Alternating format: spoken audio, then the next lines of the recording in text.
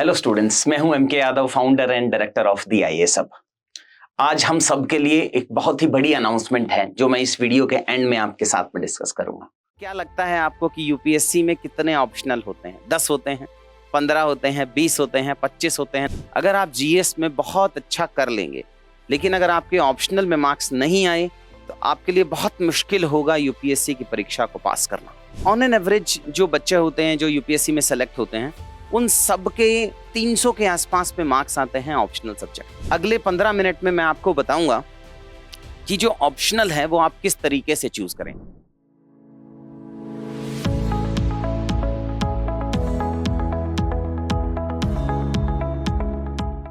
जो आज मैं आपका सेशन लेने वाला हूं उसमें मैं आपको बताऊंगा कि जो आपका ऑप्शनल सब्जेक्ट है, जो वैकल्पिक विषय है, जो आपको मेंस की परीक्षा में लिखना होता है, कौन सा वैकल्पिक विषय ऐसा है जिसके अंदर आप अगर वो विषय चूज करेंगे तो आपके बहुत अच्छे मार्क्स आएंगे। आपको पता होगा कि ऑन एन एवरेज जो बच्चे होते हैं जो यूपीएससी में सेलेक्ट होते हैं, उन सब के 300 के आसपास में मार्क्स आते हैं ऑप्शनल सब्जेक्ट में। सो मैक्सिमम मार्क्स 500 का होता है, 250 के 2 पेपर होते हैं और आपको करीब करीब 300 के आसपास पे मार्क्स स्कोर करने पड़ते हैं। कुछ बहुत अच्छे बच्चों के 350 भी आते हैं, 360 भी आते हैं, 330 भी आते हैं। सो 300 प्लस में टॉपर्स काफी सारे होते हैं, बट ऑन एन एवरेज 300। जो दूसरा है जीएस के जो 4 पेपर होते हैं, 250 के 4 पेपर, 1000 मार्क्स। क्या आपको पता है उसमें मैक्सिमम मार्क्स कितने आते हैं? इस बार की अगर श्रुति शर्मा रैंक 1 को हम हटा दें, उसके अलावा लास्ट 5 साल में कभी भी 460, 465 से ऊपर मार्क्स नहीं आए। मतलब 1000 में से आपको 400, 410, 415 is considered as a very good score and 500 में से 300 is considered as a very good score.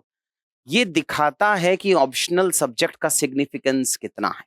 अगर आप जीएस में बहुत अच्छा कर लेंगे, लेकिन अगर आपके ऑप्शनल में मार्क्स नहीं आए तो आपके लिए बहुत मुश्किल होगा यूपीएससी की परीक्षा को पास करना।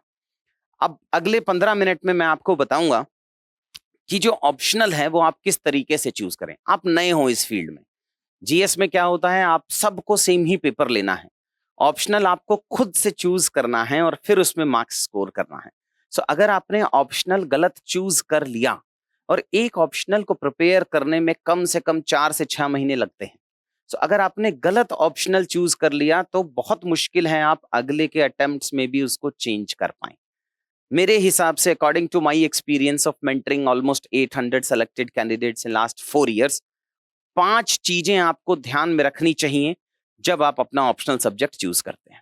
जो सबसे पहली चीज है जो आपको ध्यान में रखनी चाहिए, आपको पता होना चाहिए कि आपके पास कितने सब्जेक्ट अवेलेबल हैं। क्या लगता है आपको कि यूपीएससी में कितने ऑप्शनल होते हैं? 10 होते हैं, 15 होते हैं, 20 होते हैं, 25 होते हैं? नहीं, यूपीएससी आपको 40 से ज्यादा ऑप्शनल चूज करने का ऑप्शन देता है। जैसा कि हम देख सकते हैं, ये जो एनुअल रिपोर्ट यूपीएससी ने पब्लिश किया, 42 ऑप्शनल सब्जेक्ट्स आप चूज कर सकते हो। 42 में से कोई भी एक चूज कर सकते हो, डिपेंडिंग अपॉन आपका इंटरेस्ट क्या है, आपका नॉलेज कितना है, टीचर्स किसके अच्छे अवेलेबल हैं, टेस्ट सीरीज किसका अच्छा है, टॉपर्स किसके अच्छे हैं, और वो हम बाकी पैरामीटर्स में आपको बताएंगे। सबसे पहले मैं आपको बताऊंगा कि ये सारे ऑप्शनल्स हैं जो मैंने ये हाईलाइट किए हुए हैं ना ऑप्शनल, ये वो ऑप्शनल है जिसमें 500 से ज्यादा बच्चा मेंस की परीक्षा में बैठ रहा है। आपको पता होगा कि करीब करीब 10 से 12 हजार बच्चा मेंस की परीक्षा लिखता है। उस मेंस की परीक्षा में 500 से ज्यादा बच्चे जो ऑप्शनल चूज करते हैं, मैंने उनको हाईलाइट किया है। अब जरूरी नहीं है कि आपको वही भेड़ चाल लेनी है, वही ऑप्शनल आपको चूज करने हैं। बच्चे तो ऐसे भी हैं जिन्होंने ऑप्शनल लिया स्टैटिस्टिक्स, सिर्फ 2 ही बच्चों ने ऑप्शनल चूज किया एज ए स्टैटिस्टिक्स। आप कोई भी ऑप्शनल ले सकते हैं। इनमें से किन किन चीजों को सोच के आपको वो ऑप्शनल लेना है वो मैं अगले 10-15 मिनट में कवर कराऊंगा। एंथ्रोपोलॉजी है, करीब करीब 1200 बच्चे मेंस में अपीयर होते हैं इस ऑप्शनल के साथ। ज्योग्राफी में सबसे ज्यादा है, करीब करीब 2000 बच्चे हैं, 1900 प्लस। हिस्ट्री है 750 बच्चे हैं, मैथ्स हैं 500 प्लस हैं, political science and international relations हैं 1650 के आसपास में, पब्लिक एडमिनिस्ट्रेशन 700 है एंड सोशियोलॉजी है 1250 के आसपास में। तो ये बहुत फेमस ऑप्शनल्स हैं जिनको हम कहते हैं, जिसमें 500 से ज्यादा बच्चा इसको चूज करता है। तो चलो शुरू करते हैं। सबसे पहला, सब्जेक्ट ऑफ इंटरेस्ट। जब आप कोई भी ऑप्शनल चूज करते हैं तो आप यूजुअली बच्चा दो चीजें देखता है, टॉपर के कितने नंबर आ रहे हैं, मार्क्स स्कोरिंग है कि नहीं है, और दूसरा पिछली बार तो एंथ्रोपोलॉजी में 368 मार्क्स आ गए थे, मैथ्स में तो इसके 350 मार्क्स आ गए थे। वो आप ज्यादा फोकस कर देते हैं और अपने इंटरेस्ट को कम। आपको ऐसा लगता है कि जब मैं पढ़ने लगूंगा तो इंटरेस्ट तो मैं जनरेट कर ही लूंगा, बट ऐसा नहीं होता है। सबसे पहले जब आप ऑप्शनल चूज करेंगे, सबसे सिग्निफिकेंट काम है कि वो ऑप्शनल आपके इंटरेस्ट का है कि नहीं है। वो कैसे आएगा? तो आपको अपने साथ थोड़ा पास्ट में जाना पड़ेगा। आपको देखना पड़ेगा जब आप स्कूल में थे, जब आप एनसीईआरटीज पढ़ते थे, क्या उस सब्जेक्ट को पढ़ने में आपको मजा आता था? अगर आप ऑप्शनल लेना चाह रहे हैं एंथ्रोपोलॉजी, तो क्या आपने पढ़ा है इससे पहले एंथ्रोपोलॉजी? क्या आपने ग्रेजुएशन में पढ़ा है वो सब्जेक्ट?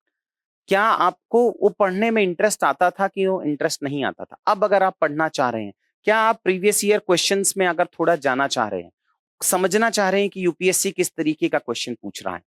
देखिए, आपको समझना पड़ेगा कि जो ग्रेजुएशन में जिस तरीके से आप पढ़ते हो कोई भी सब्जेक्ट, और यूपीएससी के लिए जब आप पढ़ते हो, तो दोनों में थोड़ा फर्क है। बिकॉज वहां पे बड़े बड़े आंसर्स आपको लिखने पड़ते हैं, यहाँ पे आपको 10 मार्कर आंसर्स भी लिखने पड़ते हैं। तो सबसे जरूरी जो आपको काम है वो करना है सब्जेक्ट ऑफ इंटरेस्ट। जो दूसरा पॉइंट है जो आपको कंसिडर करना है, वो करना है कि लेंथ ऑफ ऑप्शनल कितना है। अब मैं बहुत क्रिटिकल तो नहीं होऊंगा ऑप्शनल्स के लिए, बट जैसे आपने चूज किया सर मुझे मैथ्स बहुत अच्छा लगता है, बट आप ये देखिए कि मैथ्स एज एन ऑप्शनल आपको करीब करीब 8 से 9 महीने लगेंगे मैथ्स पूरा करने में। क्या आपके पास 8 से 9 महीने हैं? अगर आप अपने ग्रेजुएशन की फर्स्ट ईयर में हैं या मैक्सिमम सेकंड ईयर में हैं, तो आपके पास वो समय है। लेकिन अगर आप कॉलेज पास आउट हो चुके हैं, आपको 2024 की परीक्षा लिखनी है, तो अगर आप 9 महीने मैथ्स एज एन ऑप्शनल पढ़ने में लगाएंगे, तो आप जीएस कब पढ़ेंगे? बिकॉज उसका ओवरलैपिंग नहीं है, जीएस के किसी भी बाकी सब्जेक्ट के साथ उसका ओवरलैपिंग नहीं है। छोटे छोटे ऑप्शनल भी हैं बहुत सारे। बच्चे जो होते हैं वो छोटे छोटे ऑप्शनल भी लेते हैं कि सर 2 महीने में ये ऑप्शनल हो जाएगा, 3 महीने में हो जाएगा। एंथ्रोपोलॉजी देखिए आप 3 महीने में आप मोटा मोटी इसको पढ़ सकते हैं। ज्योग्राफी काफी लेंदी ऑप्शनल है, पीएसआईआर भी काफी लेंदी ऑप्शनल है। आपको ये भी देखना पड़ेगा कि नेचर ऑफ ऑप्शनल क्या है। क्या जीएस से कुछ कॉमन है, जीएस से अलग है, कंटेंट कितना रिलेवेंट है, फैक्चुअल इंफॉर्मेशन है वहां पे कि आप समझ लेंगे, क्या बायो से रिलेटेड कुछ है, क्या हिस्ट्री या सोशियोलॉजी की तरह लिखना पड़ेगा। So nature and length of syllabus also matters. उसके लिए सिंपल है, आप यूपीएससी के वेबसाइट पे जाइए, वो ऑप्शनल चूज कीजिए, प्रीवियस ईयर क्वेश्चन देख लीजिए कि किस किस तरीके के क्वेश्चंस आ रहे हैं। तीसरा पॉइंट है अवेलेबिलिटी ऑफ स्टडी मटेरियल। देखो ये बहुत जरूरी है कि आप भले ही आप किसी ऑप्शनल की क्लासेस लगाएं, कोचिंग लगाएं, नहीं लगाएं, हम भी बहुत सारे ऑप्शनल्स की कोचिंग प्रोवाइड कराते हैं, 6-7 ऑप्शनल हैं हमारे पास भी। लेकिन अगर सपोज कीजिए आपको ऑप्शनल की क्लासेस नहीं लगानी है, बट फिर भी स्टडी मटेरियल तो पढ़ना पड़ेगा। कुछ स्टैंडर्ड बुक्स होंगी, कुछ नोट्स होंगे, कुछ टॉपर्स के नोट्स होंगे। लेकिन अगर उस ऑप्शनल में टॉपर है ही नहीं, तो उसके नोट्स आपको अवेलेबल नहीं होंगे। सो जो थर्ड इंपॉर्टेंट चीज है वो है availability of study material. So study material बहुत जरूरी है। टेस्ट सीरीज अवेलेबल है क्या? क्योंकि आपको टेस्ट सीरीज एनरोल करना ही पड़ेगा। आपको समझना पड़ेगा कि यूपीएससी किस तरीके के क्वेश्चन पूछ रहा है। एग्जाम की परीक्षा में जाने से पहले आपको बहुत बार सेम परीक्षा देनी पड़ेगी टेस्ट सीरीज में। सो अवेलेबिलिटी ऑफ स्टडी मटेरियल बहुत बहुत रिलेवेंट है। चौथा हम देखते हैं सब्जेक्ट की स्कोरेबिलिटी क्या है। देखिए होता क्या है, ये एक पूरा सिस्टम इस तरीके से, मेरा जो 8-10 साल से मैं यूपीएससी के डोमेन को देख रहा हूं, बहुत पुराना तो नहीं हूं मैं, 20-25-30 साल तो नहीं हुए हैं, 10 साल से देख रहा हूं, 5 साल से पढ़ा रहा हूं। जो स्कोरेबिलिटी है, सो यूपीएससी क्या करता है कि सपोज कीजिए कोई एक ऑप्शनल है ए, अब मैं स्पेसिफिक ऑप्शनल का नाम नहीं लूंगा, कोई एक ऑप्शनल है ए। अब ए ऑप्शनल में बहुत मार्क्स आने लग गए, तो बहुत सारे टॉपर्स इंस्टीट्यूट उसी ऑप्शनल की तरफ अट्रैक्ट हो जाते हैं। इसका मतलब बाकी ऑप्शनल का सिग्निफिकेंस कम हो गया। तो यूपीएससी क्या करता है, उस ऑप्शनल में थोड़े मार्क्स कम कर देता है, ताकि जो बाकी बच्चे हैं, स्केल अप और स्केल डाउन का एक ऑप्शन होता है जो सुप्रीम कोर्ट में चैलेंज हुआ था, but finally supreme court gave a judgement in favour of the UPSC कि कुछ सब्जेक्ट्स में आपको स्केल अप करना पड़ेगा, कुछ में स्केल डाउन करना पड़ेगा। बिकॉज अदरवाइज अगर सारे बच्चे एक ही ऑप्शनल लेने लग जाएंगे तो बाकी ऑप्शनल का सिग्निफिकेंस खत्म हो जाएगा। सो देखिए सब्जेक्ट स्कोरेबिलिटी मैटर करता है, but trust me her optional में बच्चे के 500 में से 200 नंबर भी आते हैं और 300 नंबर भी आते हैं। एवरेज में आपको लगेगा कि चलो इसमें एवरेज ज्यादा है, बट आपको ये परीक्षा इंडिविजुअल देनी है। इंडिविजुअल में 200 के भी बच्चे हैं PSIR में, एंथ्रोपोलॉजी में, मैथमेटिक्स में, हिस्ट्री में, ज्योग्राफी में, सोशियोलॉजी में। आप कोई भी ऑप्शनल बता दीजिए, हर में बच्चों के 200 भी हैं और 300 भी हैं। बट फिर भी मैं आपको एक जो UPSC रिपोर्ट देता है वहां से बताऊंगा कि on an average success rate कौन कौन से ऑप्शनल में कितना है। एंथ्रोपोलॉजी में अगर आप देखेंगे तो 9% सक्सेस रेट है, मतलब हर 100 में से 9 बच्चा पास हुआ। ज्योग्राफी बिकॉज सबसे ज्यादा बच्चे देते हैं 2000, इसलिए थोड़ा सक्सेस रेट कम है, 5.5%। हिस्ट्री देखेंगे तो आप 750 में से 6.8%। मैथमेटिक्स अगर आप देखेंगे तो 530 में से 8%। पॉलिटिकल साइंस इंटरनेशनल रिलेशंस में 8%, पब्लिक एडमिनिस्ट्रेशन में 8%, सोशियोलॉजी में 10%। मतलब कुल मिला के अगर मैं ये ज्योग्राफी बिकॉज सबसे ज्यादा बच्चे दे रहे हैं उसको हटा दूं तो 8 से 10% का सक्सेस रेट है। हर ऑप्शनल में स्कोर हो रहा है, बट अनफॉर्चुनेटली बच्चा इसी थिंकिंग के साथ ऑप्शनल चूज कर लेता है कि इसमें तो पिछली बार टॉपर के 320 नंबर आए थे, बट उसी ऑप्शनल में किसी बच्चे के 190 भी आए होंगे, 210 भी आए होंगे, 240 भी आए होंगे। सो स्कोरेबिलिटी आपको कंसिडर करना है, एक पैरामीटर होगा, but not even more than 5 to 10% of the weightage you should give to scorability. Last and but not the least but very very important is GS के सब्जेक्ट्स के साथ ओवरलैपिंग कितनी है।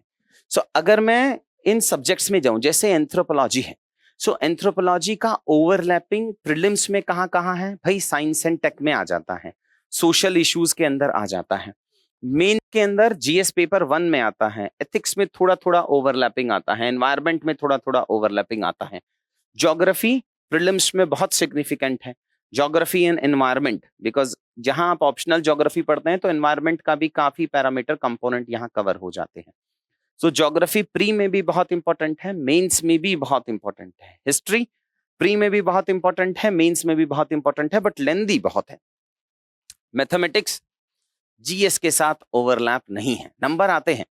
सो अगर आपके पास समय थोड़ा ज्यादा है कि अगर आपको 2024 लिखना है और आपको लग रहा है कि नहीं मैं GS में मैंने ठीक ठाक सा पढ़ लिया है, तभी मैं सजेस्ट करूंगा कि आप मैथ्स एज एन ऑप्शनल लें। बहुत स्कोरिंग है ट्रस्ट मी, लेकिन टाइम बहुत लेता है। Political science international relations pre में थोड़ा कम सिग्निफिकेंट है, IR के थोड़े कम क्वेश्चन आते हैं, मेंस में IR में ठीक ठाक से क्वेश्चन आते हैं। फिर पब्लिक एडमिनिस्ट्रेशन है, बहुत बहुत ओवरलैपिंग है, प्री में बहुत ओवरलैपिंग है, मेंस में, एथिक्स पेपर में बहुत ओवरलैपिंग है, पेपर 2 में बहुत ओवरलैपिंग है, बट कुछ टाइम से UPSC इसमें मार्क्स नहीं दे रहा था।